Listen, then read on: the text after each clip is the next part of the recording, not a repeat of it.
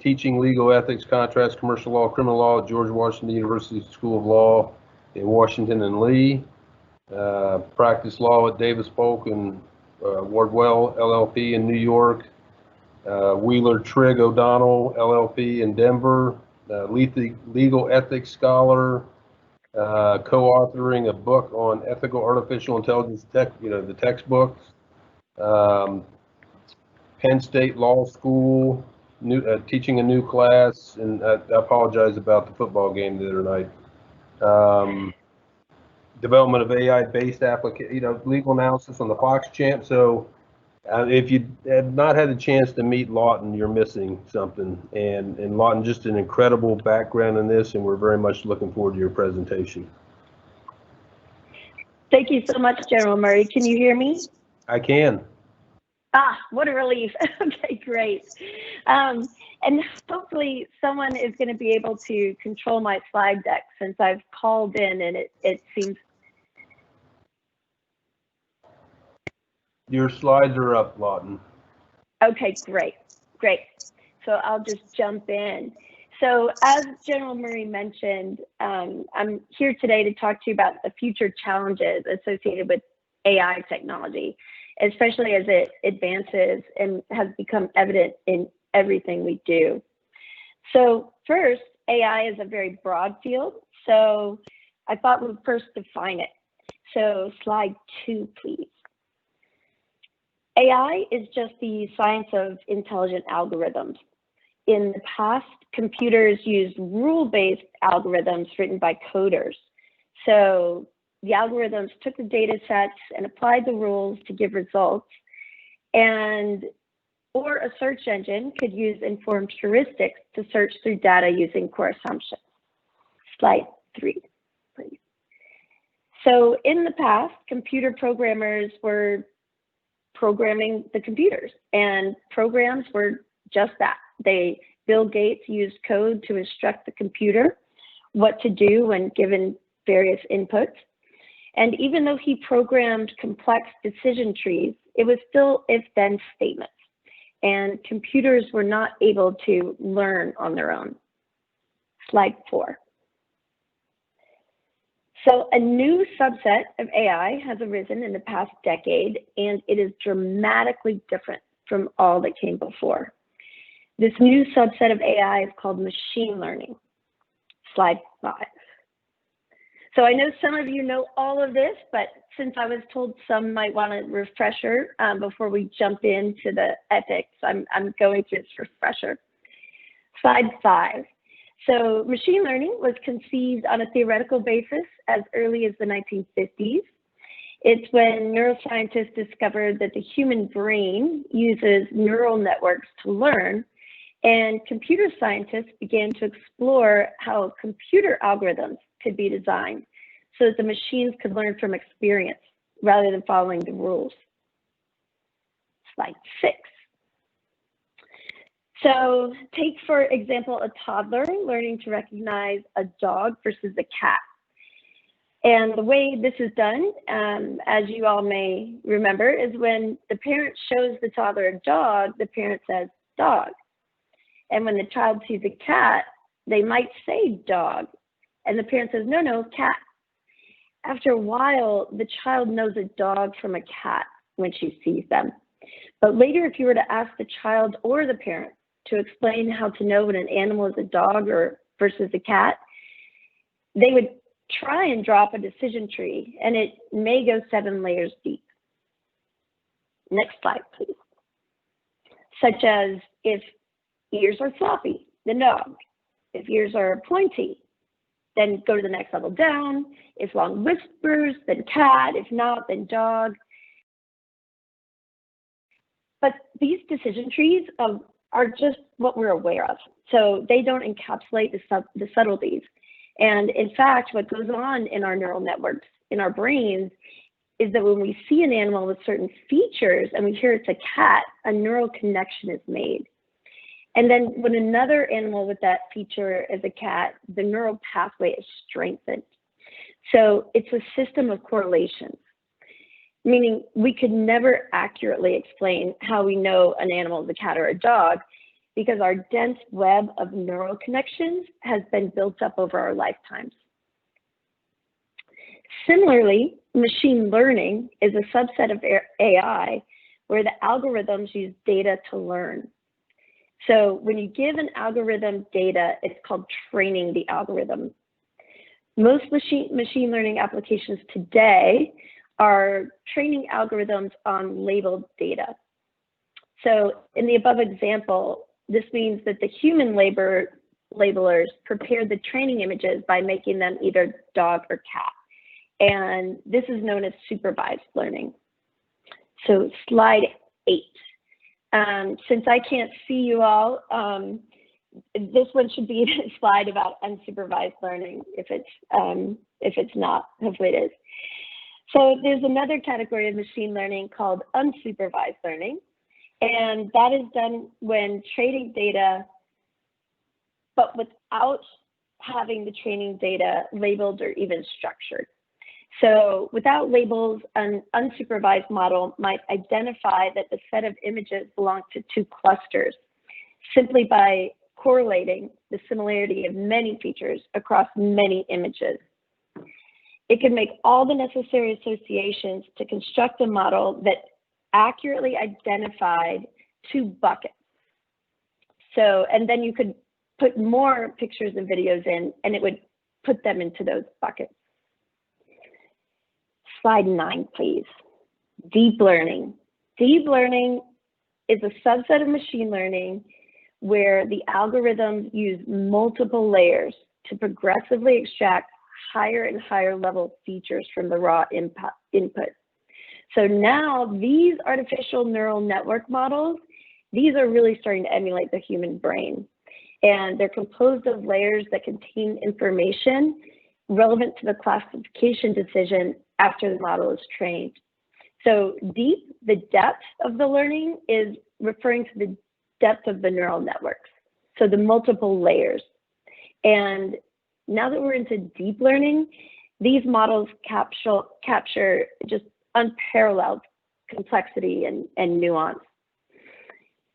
So scientists knew for decades that with enough data to train and enough processing power, that computers could make these micro associations and distinctions, such as like the shape of a retina, the coarseness of fur, posture, proportion of ears to head, and complete that task of cat versus dog.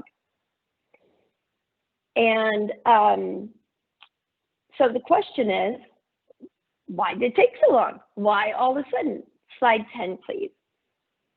So we know that machine learning was posited by computer scientists decades ago. Why such a massive jump all at once?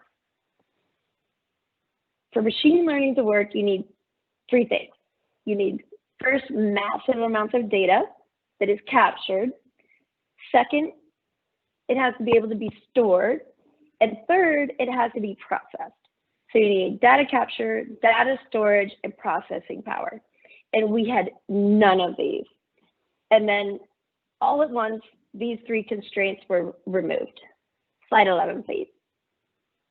Data capture. So with the advent of home computers and phones and online shopping and searching, massive amounts of data was being produced. But companies such as Google and Facebook were only able to capture this data when the network speed was fast enough to transmit it. Then the big data explosion happened when the high-speed internet became pervasive and cheap. And right as smartphones, social media, and wearable technology became ubiquitous. But data capture and transmission doesn't matter at all unless the data can be stored. So enter cloud computing. Once these 2 conditions were met, governments and private companies could collect enormous amounts of data and store it. But that doesn't matter unless computers have the ability to process the data. Slide 12, please. So it's only within the past several years that the speed and power of computer processing accelerated to the point where algorithms can now analyze data at magnitudes of order greater than they could before. So I'm sure you've all heard of Moore's law, which is more of an observation than a law, but that realized it's been accurate for decades, that computing capability doubles roughly every 2 years, which is why this exponential growth looks like an explosion. So a change of 5 to 10 isn't massive, but then 10 to 20, 40, 80, 160, 320, 640, 1280, blah, blah, blah, blah, blah. So then you go from processing power goes from 5 to 1.5 million in just about a decade. And that's when it looks like a sudden explosion. So what that did was we hit this tipping point at which the data explosion could be analyzed quickly enough to be incredibly valuable to companies and to governments.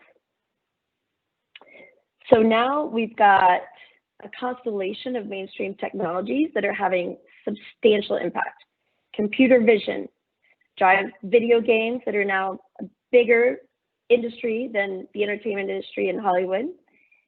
Deep learning has made natural language processing practical, use of our phones in our kitchens, and the algorithms can be applied widely for any application that relies on pattern recognition, such as clustering DNA, TV and movie recommender systems, anomaly detection like fraud detection, predictive maintenance of parts. So now we know all of this potential benefit. So let's go on to slide 13, please. So what are the primary legal and ethical issues with AI? Today, I'm going to give you an overview of 4 of the primary concerns: bias, liability, privacy, and human in the loop. And the reason this is so important for everyone to understand now is that with machine learning, these issues cannot be addressed after the fact. They must be addressed on the front end. So that's why it's imperative for the legal and ethical issues to be understood, discussed, and acted upon at the outset of their development and also of their procurement. Slide 14, please. So a common paradigm is that machines can't be biased in the same way that humans can. And it is true that machines do not make the same errors of inconsistency that humans do. However, consistent, systematic patterns of error happen in machine learning algorithms, and it's due to the flaws in the data sets that they're trained upon. Machine learning algorithms are never intrinsically racist. Well, I mean, you know, I guess some malactor could make them that way, but the mathematics of them is not intrinsically racist, sexist, or anything. But the machine learning technology can have that effect based on the data. So remember that machine learning algorithms look for patterns and features that tend to coincide or correlate. They don't attempt to understand causation. So a useful example of this comes from one of the earliest funders of computer vision research, the US military. The military was going to build an object recognition system that could take surveillance images of forested areas and identify those with a tank present. So you need your training data. So someone went out and took tons of pictures of tanks and forests and gave them to the researchers. And then the researchers said, okay, we need pictures in similar settings without any vehicles. They got those additional photographs for their negative examples data set. So when the researchers trained their algorithm, the training image data set, the model performed with 100%. But then when they deployed it on new pictures, it fell completely flat. It performed no better than random chance. But it turned out the first set of pictures had been taken on a sunny day and the second set on an overcast day. So the algorithm had done a great job of sorting the new pictures based on the most salient difference, which was the clouds. So this is the type of accidental correlation that can derail correlative models. Slide 15. So similarly, because of insufficient training data on darker complexions. Currently, most facial recognition systems do not capture facial features of people of color, as well as they do of white people. And this has led to the system's lack of reliability and bias. And this is a very troubling ethical issue currently, especially because the AI systems are reinforcing systematic biases, which they're learning from the real world data and are amplifying this familiar bias, like racial or gender bias. So studies are showing that there is the existence of this systematic bias in hiring, policing, and sentencing. Slide 16, please. Anyone who has looked for a job recently, whether you know it or not, has had their resume reviewed and scored by an AI system. Amazon recently spent millions of dollars developing a recruiting tool for identifying software engineers that it might want to hire. Yes. Because I got a hard copy and I don't think anybody else has. We're one slide behind, so there you go, Pat. I'm sorry, Lawton, go ahead. Okay, thank you. The system began swiftly discriminating against women. And because they had not fixed it on the front end, they couldn't fix it on the back end. So they had to completely scrap it millions of dollars later. Now slide 17. So along the same lines, the deployment of machine learning systems can also self-propagate bias via a feedback loop. So when this happens, it's nearly impossible to accurately measure how well the model is doing, and it even seems to be performing really well. One example was discovered by Microsoft researchers when they studied how police departments were using Predpol, which is the most well-known predictive policing software. And the idea for Predpol is that police departments can do a more effective job with fewer resources if they send more patrol cars to areas where crime is likely to occur, rather than spread out uniformly over the entire jurisdiction. But this ended up creating a complete feedback loop, because once a decision is made to patrol a certain neighborhood, the amount of crime discovered in that neighborhood goes up, and then it's fed back into the training app. Because one feature of machine learning is that it continues to learn. So you don't just deploy it and then it is static. It continues to learn. So one principle of ethical or responsible AI is that the system should not perpetuate existing biases or create biases. So you must use unbiased data to train the algorithm, and it must be deployed such that it won't create bias. Slide 18, please. Another principle of ethical AI is that it should be transparent or explainable. So there are a lot of reasons why someone might want to look under the hood of an AI system to figure out why it made a particular decision. Maybe to assess the cause of its biased output, or to run a safety check, or determine accountability after an accident.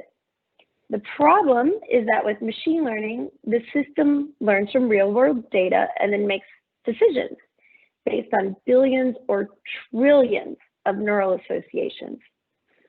So if the explainability problem is not addressed at the outset, it will never be able to be constructed. And machines are already being given the power to make life-altering, everyday decisions. Hiring recommendations, creditworthiness of loan applications, predicting the chances criminals will reoffend. So another problem is assigning liability. Most of our civil and criminal laws have not yet caught up with AI. So when harm occurs, and it does and will, liability is assigned retroactively until new laws are passed. So that's a big issue in society writ large right now. Slide 19, please. Privacy. Privacy concerns about AI-enabled surveillance are very widespread, particularly in cities with pervasive surveillance. All over the world, actually. Both China and South Korea are using big data and social media to trace infections of COVID-19, alert people to hotspots, and round up contacts for contact tracing. South Korea recently changed the law to allow the state to gain access to medical records and share them without a warrant. And according to the New York Times, China uses facial recognition technology to monitor and subdue millions of Uyghurs and members of other Muslim ethnic groups. So the policy discussion surrounding privacy and the government is, if our government develops and uses AI-enabled technology against foreign threats abroad, as it must, to keep our place in the world, and if that's developed in secret, then the policy discussion is, how will it be regulated, and how do we ensure public trust that it will not be used as domestic surveillance? That's where that policy discussion is residing. Slide 20, please. Human in the loop. Keeping a human in the loop is currently a principle of responsible AI. But this one, I believe, is difficult to define for the military, in part because of the soldiers' understanding of hierarchy and loyalty and respect, traits that are military virtues, but that conflict with the human in the loop term in the AI context, because in the AI context, a human in the loop means the person must completely understand the system to understand and have an opinion about whether to override the system, and the person must be empowered to override the system. So this is a hard one because in the non-AI context, the military personnel who are told to turn the keys for the weapons launch, for instance, the nuclear weapons launch, you could consider, do they just follow orders, or are they empowered and actually expected to potentially say no to the person giving the order?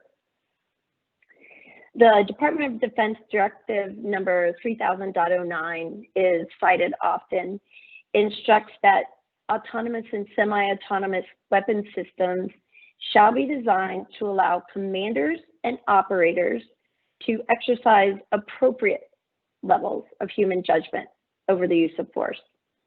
So appropriate levels of human judgment is not defined, but it really needs to be to provide clear guidance, because when the operator is using it, the operator needs to know what their responsibility is. Is the human in the loop if they're just ensuring the commander's checklist is completed? Or does that person understand the basis of the checklist such that they will exercise their own judgment? Also, is the human in the loop if it's not at the real time? I think about the captain's night orders, where you'd say, here's what you do overnight, and here's what you can't do, you'd have to wake me up. So is that human in the loop if they're following the night orders and they don't wake up? So that's where that discussion is residing. There's actually a lot of talk at the international level in particular about whether autonomous weapons, if they're going to use lethal force, should ever be purely autonomous. And what does that look like? What does that human in the loop look like? Slide 21, please. There are existing DoD frameworks and laws that do apply. The Constitution, the laws of war, treaties. So if AI was added, say, as a weapon, the weapons would be reviewed to ensure consistency with all the legal requirements, such as the weapon cannot be calculated to cause unnecessary suffering or inherently discriminate. Slide 22, please.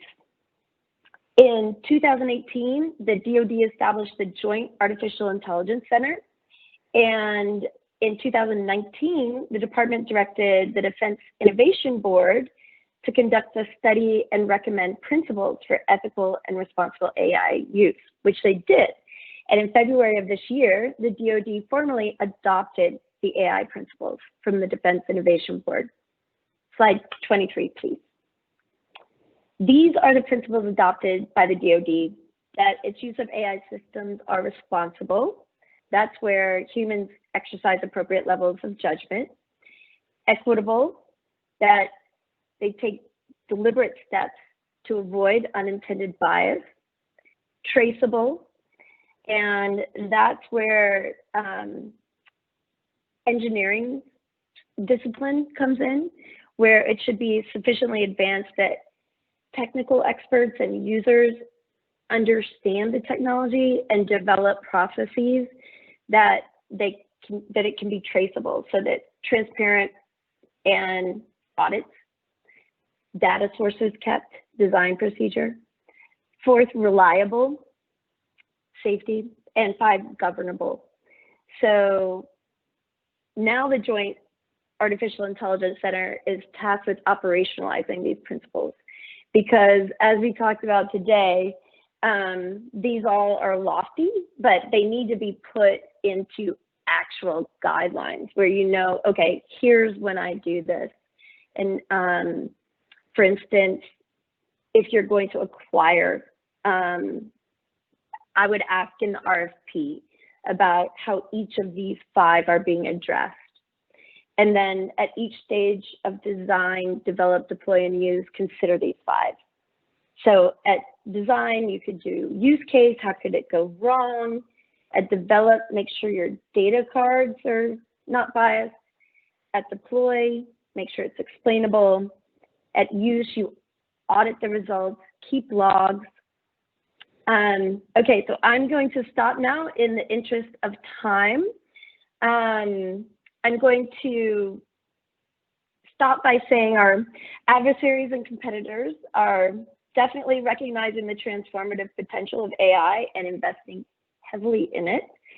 China has forcefully and publicly committed to becoming the global leader in AI by 2030 and spending billions of dollars to gain the advantage, as is Russia.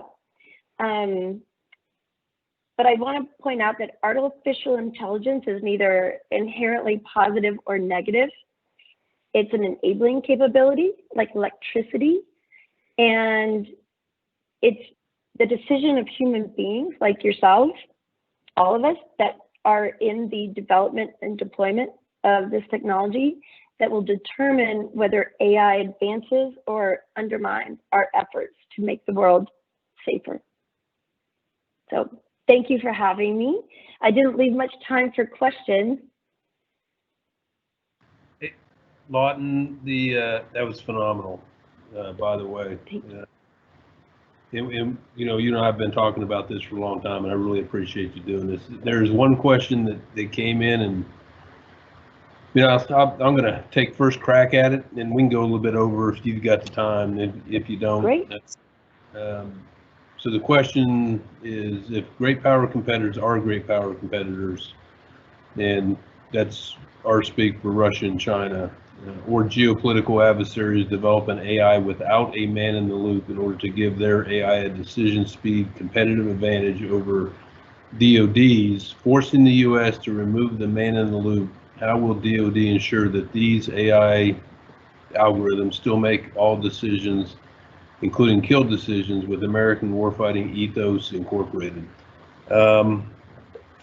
So, you know, from Murray's perspective and opinion, and Lawton did a really great job covering the current DoD policy. I think that the last part of that's really important, because I can clearly see a case where we would go beyond having a human in the loop when it doesn't involve human life. And the example I use all the time is air missile defense.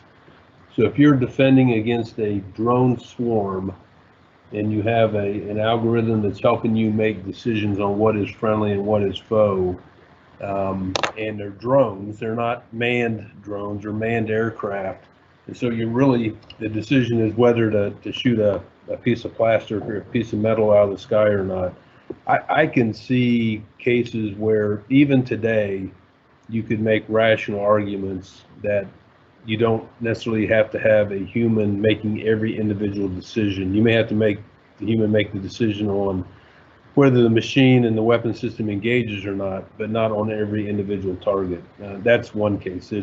I can see another case in terms of cyber or electronic warfare, where you're countering non-human threats and allowing the machine to make some decisions. If you read anything about Project Convergence, that was the whole point, is the ability to help commanders make decisions faster. And then, then the ultimate question is, does this ever become Terminator, where machines are making lethal decisions with regards to human beings? Right now, my opinion is, I think our ethics will trump, and it's going to have to be pretty dire before we go that path.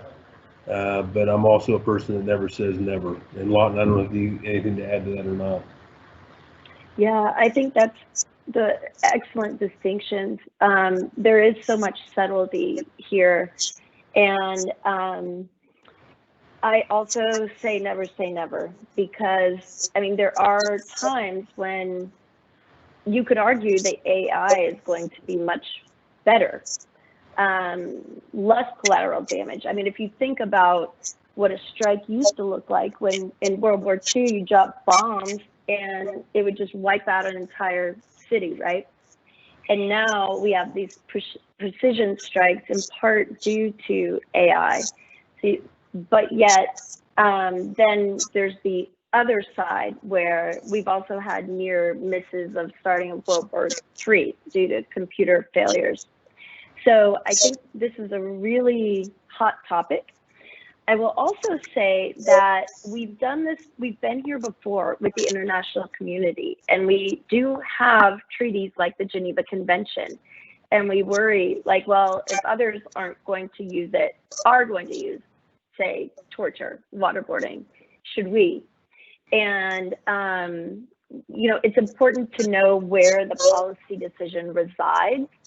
And so we don't really know where it's going to end, but we know what the fuss is about, right? And I will also say that just like with the GDPR, once the bar is set by a group of nations, it's gradually accepted. Like, not just GDPR privacy, but also like bioethics, right? Independent review became a principle at universities, then at pharmaceutical companies, and now it's an international standard. So there are cases where we've been down this road and we've ended up with some sort of international standard. And 300%. I mean, so the Geneva Convention for the application of, but then, you got to be a signatory and you got to comply too. So it leaves lots of. And if you got time, we'll do one more, and then I'll let you go. Second question is, at what level are these, and it's probably for me again, are these legal reviews of artificial intelligence systems being done? If these technologies are being developed bottom up, decentralized units in the AFC footprint instead of top-down centralized as in the past. Think future combat system, the technology development was centralized and legal reviews were at the PM/PEO level. But now these developments are occurring at lower levels, decentralized. So who is doing the legal reviews? I'm not sure who that came from, but that's a great question. So right now, the systems that we're experimenting with are in the S&T arena. So I'm not sure how thorough of a legal review they've been through until we start talking about integrating them into a weapon system or viewing them as systems that kind of stand on their own.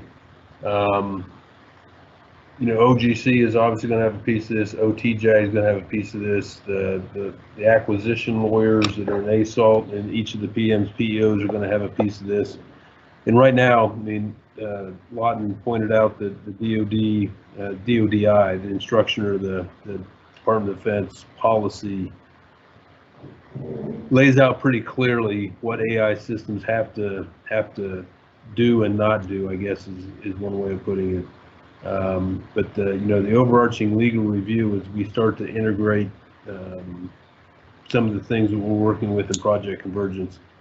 And I'm probably not totally accurate, but I'm willing to say that it has not been fully reviewed from an ethical, legal standpoint. And one of the examples that Lawton talked about, nuclear weapons, the one I use all the time is tank gunnery skills. So I grew up in an army where we would take a 19, 20-year-old kid off the street, put him probably second assignment in the Army behind a 120 millimeter smoothbore cannon, and we would certify his ability to recognize legitimate targets using flashcards, much like I learn my math tables. You sit around a kitchen table and I use flashcards to learn math.